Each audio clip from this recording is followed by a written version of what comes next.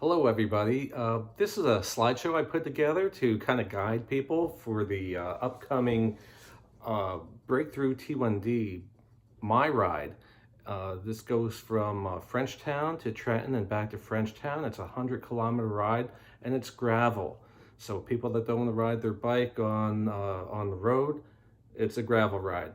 People who are fearful of hills or intimidated by hills, this is a canal path ride, which is it's just a few hundred feet of climbing over long distances. Like the 60 miles is 200, 300 feet of climbing, very minimal.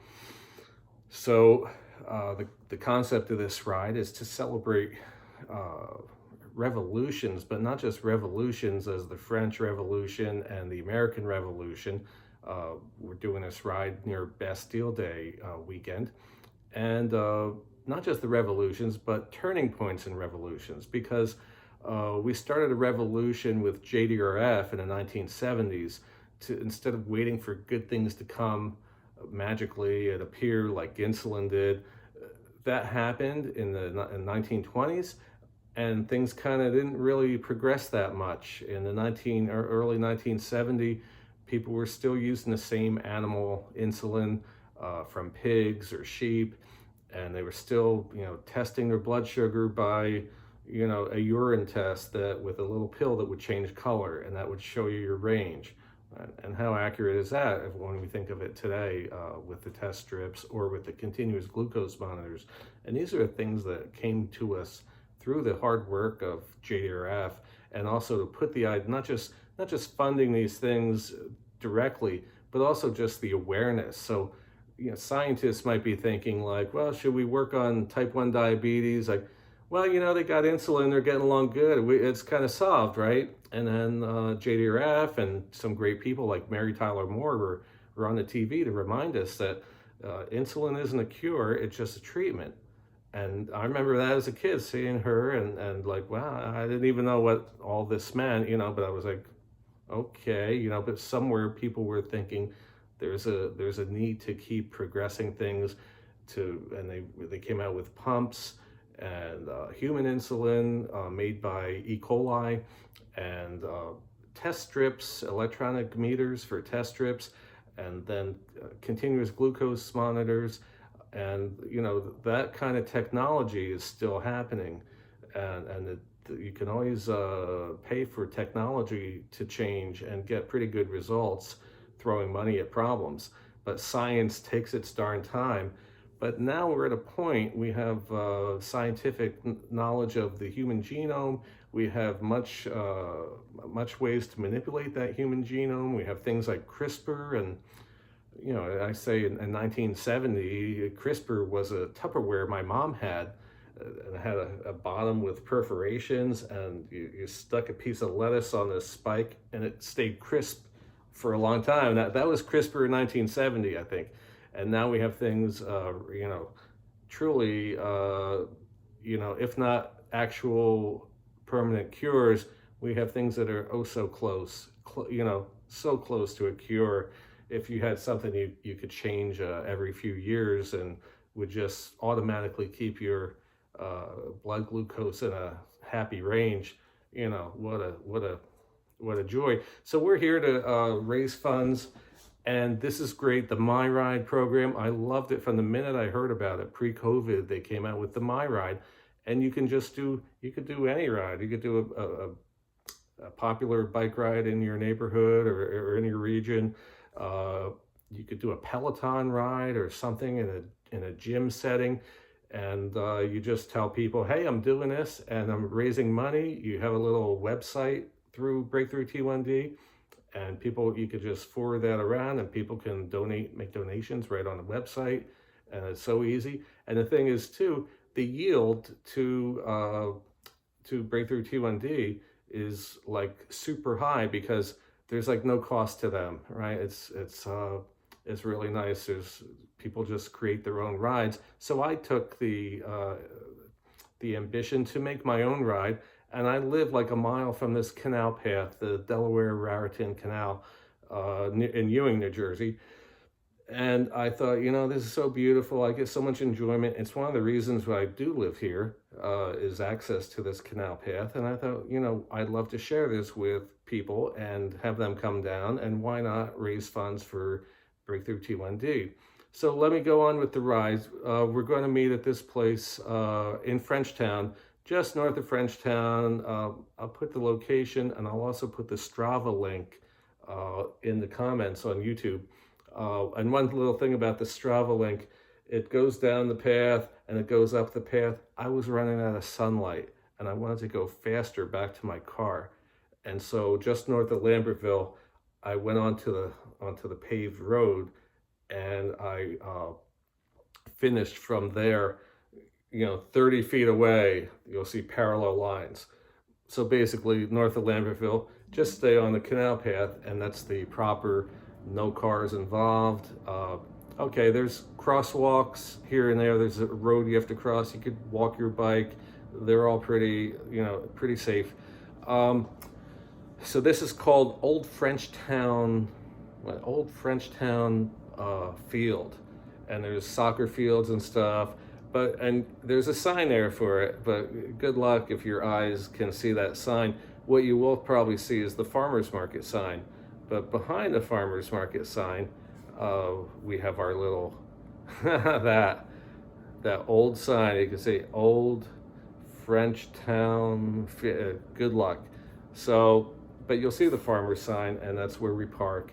And then we're going, okay, we walk through the little 20 feet of woods.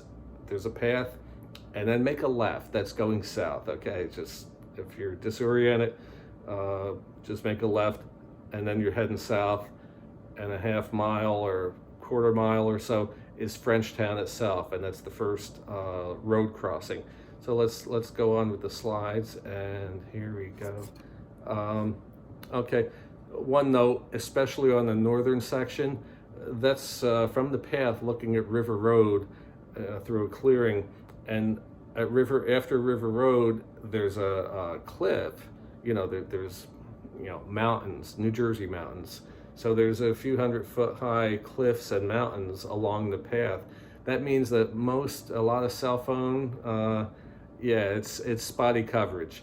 So just be aware of that if you're taking this ride. That's that. But they're beautiful, at least, but they do hamper some of the cell phone usage. Now I'm just coming out of leaving Frenchtown, just going south of Frenchtown, and my goodness, it's a new brewery I've never been to, Wild Fern Brewery. So there's some breweries and other things like this. Please don't get sidetracked onto these things too much. I mean, you don't have cars to deal with, but don't fall in the canal. I'm not jumping in with all the turtles and snapping turtles to help you out there. I'll throw you a line, and by line I mean like, take my wife please line. So anyway, that's there. And the weather, right? So you got to think about the weather, not just for ride day, but you want to keep an eye on the weather the day before, the evening before. And if you hear something about wild thunderstorms and stuff the night before, but you've got a nice day, that's great. But you may find that there's a tree or branches or tree limbs, and those can be hazardous. I know because I went out on a ride, like 2007 or 8, and I was going super fast at 19 mile an hour or so, and I wasn't paying attention. I had headphones on an iPod, and I was listening to music, and I wasn't, how they say music takes me to another place? Well, that's what's wrong with it, because the place you're in is on a bicycle at high speed. So don't go to another place with music. I just don't like it. And I know people that do it, and it's like, hey, I learned my lesson. I hit a few. You could have super bike handling skills, but if you're not using them, well, then they're worthless. And I wasn't using them, and I wasn't paying attention, and I hit a couple branches in a row, such that next thing I knew, I was going sideways, and I hit the deck, and my arm hit my nose and mouth, and when I got home, like lifting your arm up like this, my right arm, I could get it like 5 inches away from my hip, and then I cringed in pain, and that was like very, it was like that for a few months. So after that, and I was beat up otherwise, a couple bruises and scrapes. So yeah, so beware of the weather and beware of the path conditions. They could be fantastic, but there could be muddy spots, there could be some puddles, there could be some limbs down. So that's what that picture is about. There's a sign there that says pedestrian bridge. Out of Frenchtown, like the next major thing that you get to is there's a park where the pedestrian bridge is, and it's kind of nice. There's an indoor plumbing, yeah, and there's a nice water fountain too to tank up on water. And yes, the indoor plumbing is in a little ranger station at this stop. It's about, I'd say about 7 miles south of Frenchtown. It's like the first major thing you hit. And that's 7 or so miles from going on the way back. You're like, whew, boy, it's a long distance, and there isn't a lot in between. So it's a good idea to tank up here with more water to make the end of your ride. And this is the pedestrian bridge for bikes and walking. It says, you know, to walk your bike if you choose. There's across the way, there's a very fine restaurant, the Black Bass, and then down the road from that is a little general store, Lumberville General Store. Fantastic coffee, sandwiches, pastries, etc. If you're you know, especially if you're taking the leisurely ride. Beautiful to walk across there when it's very hot.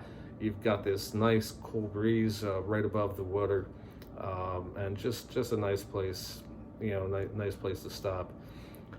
When you leave the pedestrian bridge, there's a fantastic road here, famous road bike road with one of the worst hills around, Federal Twist Road, and you could take a shortcut off the canal path, a little footpath there, and you could ride down. And there's on the corner, you can see there's a vineyard, Federal Twist Vineyard, and they offer wine slushies. So yeah, there's a lot of places here that could really make your ride hazardous. There's temptations at every turn, and then here you could kind of see the road, the hill. It's a nice, good hill, and then there's a right turn if you're smart when you get to this section of the hill, or you could insist and go on the second part, which has like a 15-foot super steep section that's you know, not for beginners, not your first hill climb. So okay, next stop or next major viewing pleasure is this Prowlesville Mill, and this is you're just coming into the north end of Stockton, which is the next major highway or next major town on the river. So here's little Stockton, and there's this old mill. They use it for weddings and stuff. You might be riding along on the weekend and see a wedding and people celebrating there. They rent it out for that kind of thing. I love the old "Look out for the locomotive," the old rail crossing sign. That this path was a train track. It was a rail track along the canal. Started out as a canal and towpath, and then they turned it to rail as time went on, and now it's progressed to being a bike path and pedestrian path. You can have e-bikes on there, by the way, just not superpower ones. And with a bike or e-bike or any kind of bike, please just be polite and courteous. Ring a bell for people walking who might be idiots. 3 people walking all the way across the thing, but you know, just give a bell ring. You should have a bell by New Jersey law. Now here's a place, I have to say I've stopped here once or twice, Odd Bird Brewery. It's like a micro brew, but it's even smaller. Maybe it's a Pico brewery, and it's in a half of a gas station. It's the service bays of a gas station transferred into a small brewery, but nice little nice little place. And the center of Stockton is there's the Bridge Street, and there's one of the crossings. You can see people on their bikes ready to cross coming north, and that's an old train station back when it was a rail. People would travel by train right from there, and that place has indoor plumbing, there's a bathroom stop, and also they have fine coffee, sandwiches. They have a whole row of all your Power Bar, Cliff Bar, all the usual suspects are there, and so that's a nice stop too, if you need. And if you continue south, you'll see a interstate bridge. It's Route 202. You're just north of Lambertville, New Hope. Lambertville is a town in Jersey, and there's another bridge connecting New Hope in Pennsylvania. There's certainly a lot to do in both of those towns, all kind of activities. But when you're getting close, the first thing you'll see is Route 202, and you'll go under this bridge, and shortly after that, you'll see a white bridge going to the left, and I'd advise to take that bridge. The path continues straight, and I know that it kind of gets a little tedious. Take the left and go over the trail. And it's well marked here. See the nice sign? It's huge sign to tell you which way the trail goes. And yeah, it's it's this tiny brown sign, and I have a closer picture of it. Trail. rather Spartan signage here. So get over the bridge and make the next right and continue down the path along the canal. And shortly you'll come to a little catwalk with a spillway. So a spillway is like a controlled area where water can spill from the canal instead of just like filling up and going over the canal path, which would erode the path and break the path and empty out the canal. So they made these controlled sections where there's spillways. So there's this little thing, and you'll see it's a little kind of catwalk bridge, and there's even a sign, dismount. I'd recommend dismount and walk the bike across, and that way.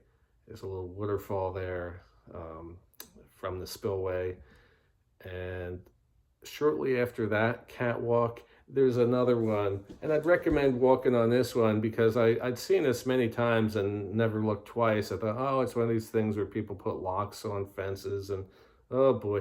But I took a look at some of these, and they were really some cool locks that people had found and are using, or to signal, usually a couple or a marriage or a girlfriend or boyfriend situation, and so here's a turtle lock, and there are some neat locks here, and this one looks like a pastry or a granola bar with chocolate chips. I'm not sure, but it was interesting.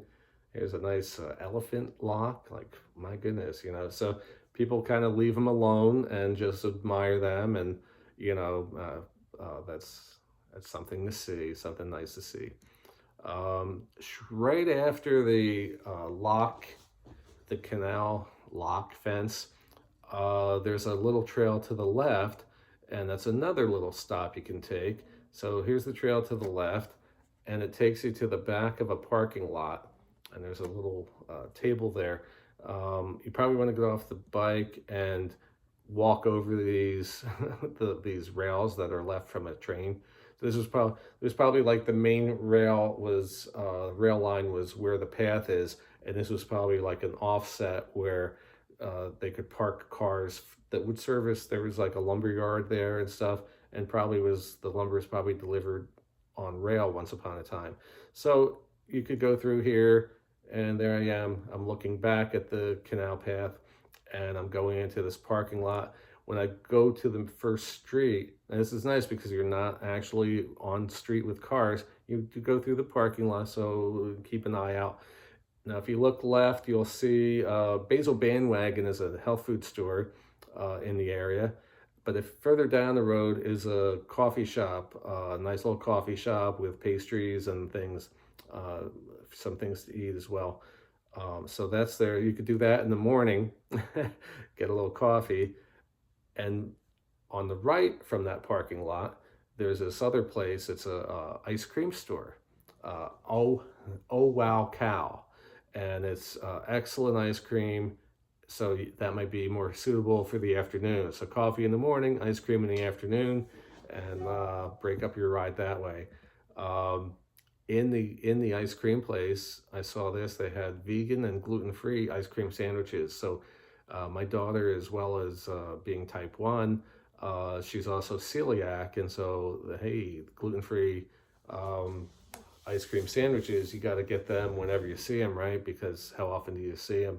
And also, if you had any kind of lactose intolerance, they have vegan ice cream, and then they have, plain old whatever regular ice cream. But I thought that was kind of neat.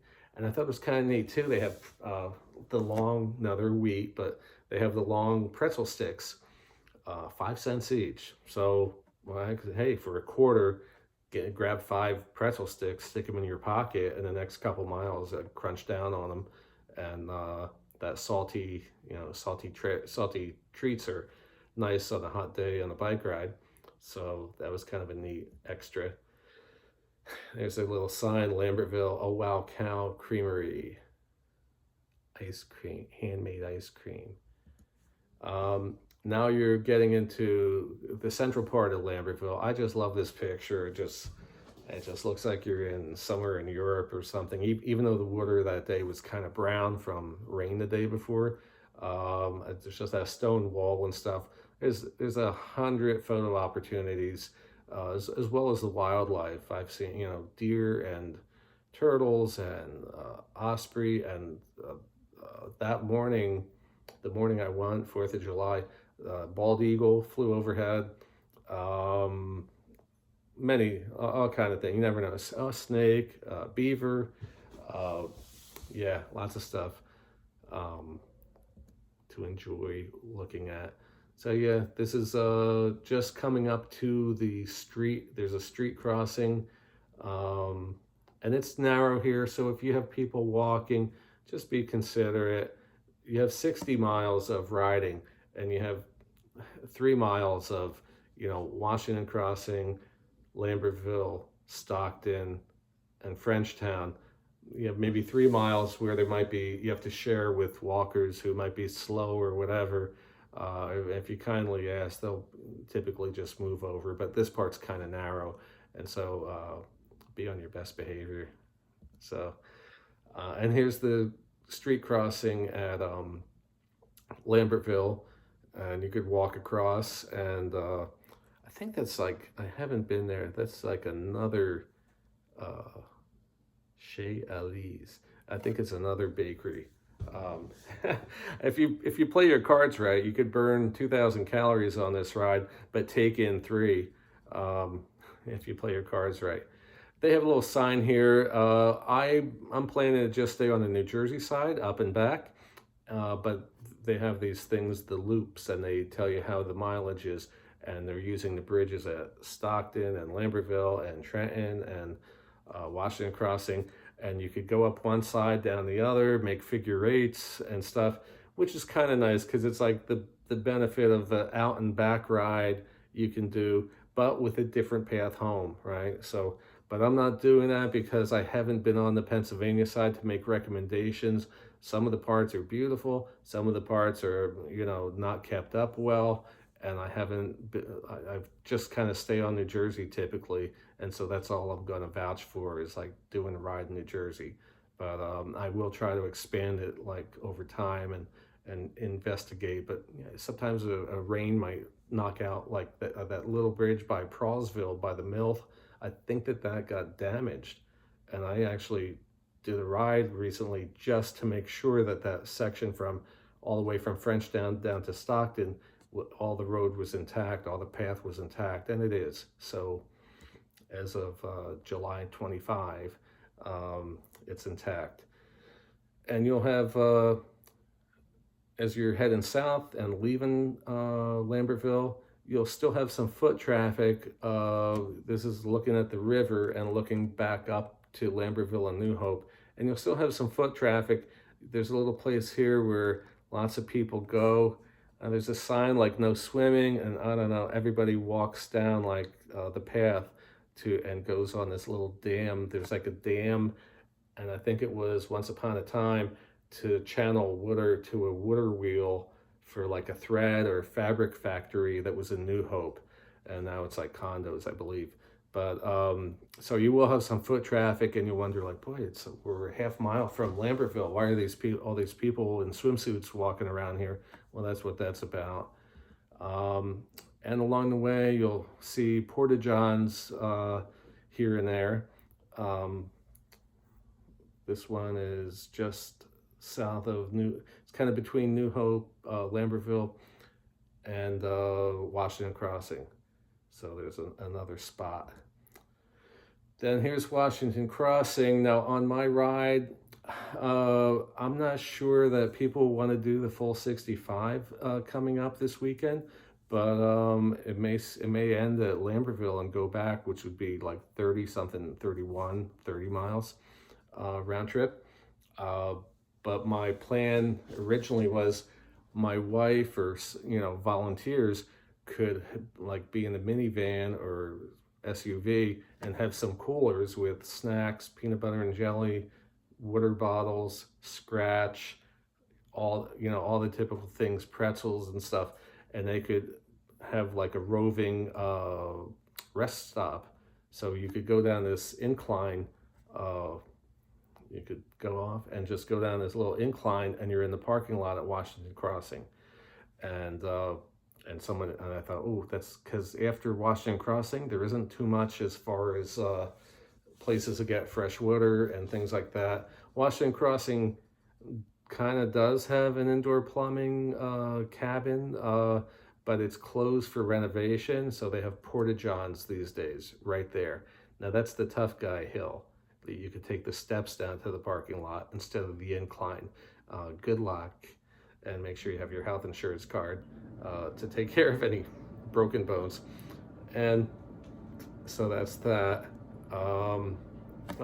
Here's, I said you'll see. Now, you kind of have to have a camera or your phone ready to see any wildlife, because once they see you, they will duck away. Let's see. Come on, Mr. Turtle. Okay. So here's a little, I saw the turtle and I'm taking video, but then he kind of sees me and whoop, there he goes. So if you see something and then you start digging for your camera, you're gonna be frustrated. So better to just like enjoy viewing it. Unless you see it from a far distance and you could get your camera ready, your phone or camera or whatever ready, you might get something good. I did see some stuff and did get some decent pictures. This is the crossing at Washington Crossing. It could be a little, you gotta watch that because people are at traffic lights and they want to cross this super narrow bridge. So the cars are all kind of angry at this point. But they will stop for you, and but you just have to watch because this is the side looking going into New Jersey. Now I'm told that this bar also has cooler with water and iced tea and non-alcoholic drinks to stock up on, and that's about the last call for water and stuff from there to Trenton. Let's see, and this is that crossing, and this is looking at the bridge from Pennsylvania, Washington Crossing, Pennsylvania. And if you could see, there's also this this kind of river road through the town that's also merging. So you have all these things merging and you're trying to just get across the street. So just take your time, probably best to walk the bike and just get over to the other side. When you get over to the other side, you can stop and get raspberries if you're, I would stop and pick these. I don't know if I'd want to eat them without rinsing them off, cleaning them off, because who knows what has been walking on them and flies or whatever. So unless you want to give your immune system a little workout too. But I have seen nice nice berries along the side. I think they're almost coming into season. They're almost getting ripe, some of them. You continue down the path, and actually when you get to Ewing, you get to Scudder's Falls, and that's actually where I access the path from home. And actually up this road here is this is looking across the canal at this road here, and that's Scenic Drive, so that's where I live.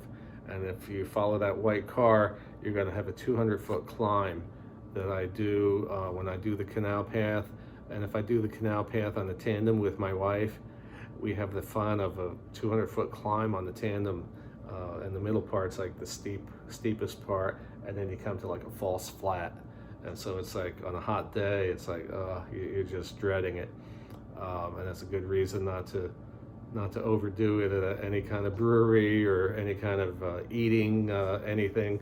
Like you want to just eat light if you're going to do that one. So that's where I live.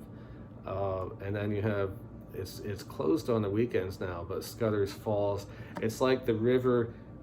There's like a little island in the river, and it kind of channels the river to a narrow point, and now this water is rushing, and so it's like, I don't know, 50 yards of white water on the Delaware. So you would often go down, if you went down there, you would see people in kayaks and stuff, you know, practicing. It's a nice place to practice your kayak if you're planning a trip somewhere where there's miles of whitewater rafting. Then you could like at least kind of hone your skills and get used to that again. Scudder's Falls. Then we cross the road in Ewing, West Trenton. This is Upper Ferry Road. So there were two ferries once upon a time. There's Upper Ferry Road, led you to the Upper Ferry, and then Lower Ferry Road led you to the Lower Ferry as the way north to south as the river runs. So there's a crossing there. You can walk it across. Not an awful busy road. And then there's another crossing shortly after that. And there's a Trenton Country Club. So you'll see a golf course. That's a very pretty golf course. Then we have two aqueducts, and that's where the canal goes over a road underneath. So here's the first one, and then you hit Cadwalder Park in Trenton, and there's this long arching prefab bridge. You're welcome to go check out Cadwalder Park. I'm not sure if there's an open bathroom there or not, but anyway, that's Cadwalder Park. I haven't been inside there in a while. And then you have Parkside Road has an aqueduct going over it, and that has like this nice fancy looking aqueduct bridge. And if you keep going down, you can see the history of the train trestle. When there were train lines, evidently there were two lines parallel at one point. And so you go over the train trestle, and right after the train trestle, you can see a sign up ahead, and the sign says Delaware and Raritan Canal State Park to the right, right? So here's my thoughts on to the right is a thumbs down. Thumbs down to go to the right, because one thing is there's one intersection. It's like a 5-way intersection, and you have to cross, and there's no crosswalk, and there's no signal for when it's safe to cross. So right there, and then it goes through some city streets, like it crosses, and you look across the street, it's not there. You have to go 50 feet down to the right to pick up the trail again. It's pretty tedious. So go to the left, and that's called the Greenway, the Trenton Greenway. And see, go to the left, you get a thumbs up. So when you see that one sign, do the opposite. Now, shortly after you make the left, now I was with a friend who had a kind of fatter tires, and he didn't seem to have much problem. But I'm riding like 25s or 28 tires now on an old steel bike, like not really like a gravel bike, a modern gravel bike with 40 or 35 tires. And this one section, about 50 yards, it's very thick. It's very thick with gravel, small gravel. And so your bike, if you have skinnier tires, it just wants to sink into it, and it's very difficult. So for me, I just walk the 40-50 yards of that soft gravel, because we're almost at the Battle of Trenton, right? The turning point of American Revolution, the Battle of Trenton Monument, and that's coming up. Now there's another fork on the road. This time I go to the right, and then you'll see there's there's a sign here. It's a little blurry. The canal path again, going over this bridge. And when you see this bridge, it's one of those iron grate bridges. So just forget that and just go to the left. There's a little sidewalk, black pavement sidewalk. And so I recommend going that way, with the warning that for some reason they let roots or something grow underneath this black pavement. And so there are these 5-inch high bumps in the pavement. So, just don't go over them 20 miles an hour. It'll be a bad day.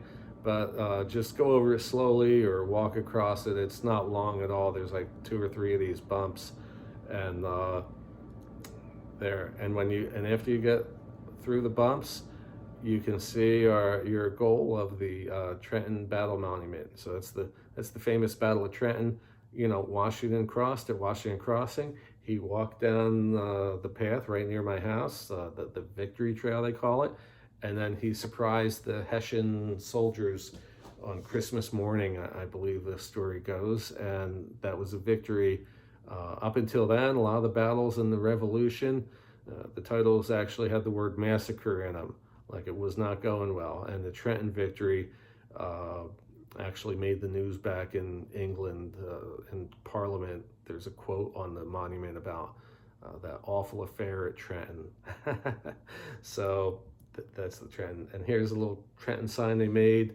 More information about trails and stuff. There's one of those little, I didn't really check it out too deeply, but one of those little public tools, bike tools and an air pump. I don't know if it works or not. I didn't test that. Anyway, I thought that was kind of neat, the little bike thing with handlebars and wheels spelling out Trenton. And there's your little, it's 148, I think it's 148 foot high, George Washington at the top.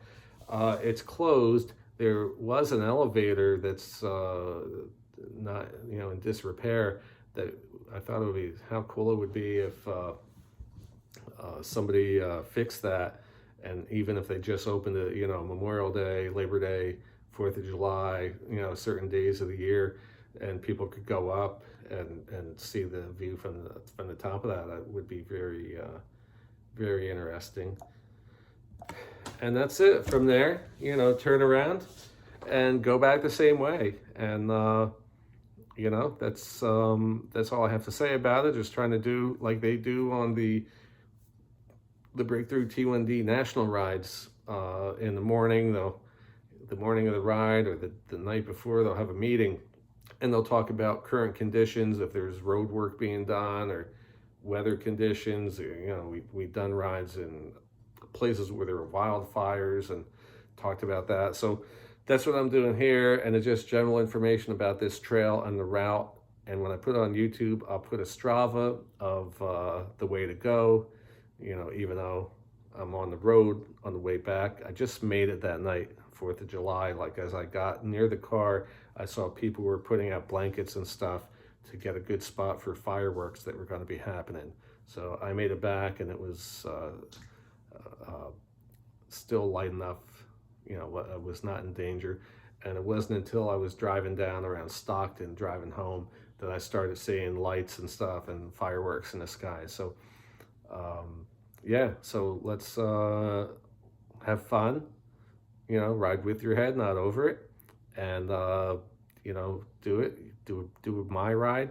I'd love to do it 10 to 20 people, and then you could do that trick with the car and having a rest stop there, And when all the people go towards Trenton, and when they come back and everyone's gone, that car can then go up to like the pedestrian bridge and then be like a last place to top off the tank until you get to Frenchtown.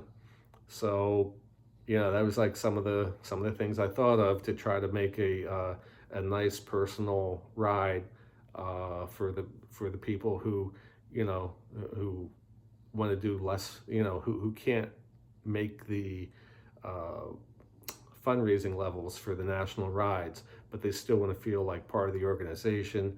I'm also making a t-shirt for this ride, and they'll be for sale. And if you do the ride and raise $200, you'll get one.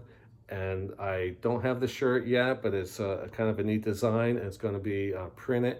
And after it's printed, I'm going to make it red, white, and blue. And actually, I'm wearing a test, and these are actually bike tire tracks. So it's red, white, and blue with bike tire treads. Now the bike tire is Italian, and it says right on the bike tire, designed in Italy. So this is actually an Italian design, okay? And it's kind of neat, and most people won't notice or recognize the difference. But on the front, it's Frenchtown Trenton Ride. And so on the front is going to be French, blue, white, and red. And on the back, it's going to read red, white, and blue. So it'll be both the French and United States tricolor of red, white, and blue, blue, white, and red. So kind of neat and kind of a little crazy. Taking diabetes, storm the Bastille and take diabetes to the guillotine. And that's some poetic license, because I know the guillotine didn't start to get used for 1 or 2 years after the Bastille was done, but that's okay. Poetic license. All right, everyone be safe and have fun, and be ready in the morning. When you go on these rides and meeting people early in the morning, maybe more earlier than you're used to, I recommend putting stuff in the car the night before. Your shoes and helmet. It's not going to be that hot in this area that like things like helmets will melt at nighttime when the sun's out. So I'm going to put I almost, on 4th of July, I actually left home and I turned around 1/8 of a mile because I forgot my shoes. So for the ride where I'm meeting people, I'll put my shoes and helmet and sunglasses, all that stuff, thing of sunscreen. I know in the past I've had water bottles in the freezer, and then I've like forgotten them because they're in the freezer. I've forgotten them for a ride. And so what you can do, I recommend get a large Ziploc bag and get 2-year older or clean water bottles, put them in a Ziploc bag and just keep them in the car. You could have a little shopping bag in your trunk or something, have 2 bottles. Then you could have, I recommend find some glass jar of spring water so it doesn't get a plasticky taste. And then you could have a little Ziploc bag with Scratch, Gatorade, whatever your favorite is for those things. And that way, even if you forget your water bottles that you put in the freezer or something, you've always got water bottles, water, and juice to get so you're not without those things on your ride. So if you do that, then the only thing you could forget in the morning is probably your bike, because I'm not going to put my bike and leave it out all night or anything like that. Everything's like locked in the car. So in the morning, I just have to strap on the bike and giddy up, go. And that'll be that.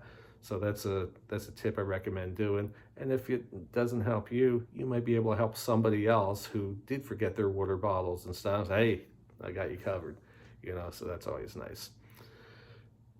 Okay, have fun out there, and looking forward to riding this Saturday and 2025.